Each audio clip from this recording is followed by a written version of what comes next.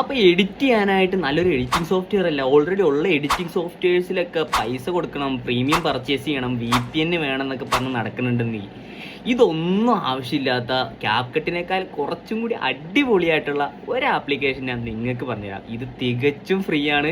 അത് മാത്രമല്ല, ഇത് ആൻഡ്രോയിഡിലും iOSലും ഒരേപോലെ വർക്ക് ചെയ്യും.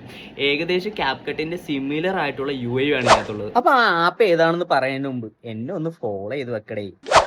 അപ്പോൾ ഈ ഒരു ആപ്ലിക്കേഷൻ കിട്ടാനായിട്ട് ഒന്നെങ്കിൽ ആപ്പ് സ്റ്റോറിലോ പ്ലേ സ്റ്റോറിലോ കയറിയിട്ട് KWAI കട്ട് കെവായ് കട്ട് എന്ന് പറഞ്ഞിട്ടുള്ള ഈ ഒരു ആപ്ലിക്കേഷൻ ഇൻസ്റ്റാൾ ചെയ്യുക. അത് എടുക്കുമ്പോൾ തന്നെ നമ്മുടെ ക്യാപ്കട്ടിൻ്റെ അതേ ഇൻ്റർഫേസ് ആണ്. ഒരുപാട് ടെംപ്ലേറ്റ്സുകൾ അവൈലബിൾ ആണ്, ഒരുപാട് മെറ്റീരിയൽസ് അവൈലബിൾ ആണ്. സോ അതിനുശേഷം നിങ്ങൾക്ക് വേണ്ട വീഡിയോ അതിനകത്തേക്ക് എക്സ്പോർട്ട് ചെയ്യുക. അതിനുശേഷം അതിനകത്ത് എഫക്റ്റുകളുണ്ട്, ഒരുപാട് നമ്മുടെ ക്യാപ്കട്ട് കിട്ടണേക്കാൾ എഫക്റ്റുകളുണ്ട്.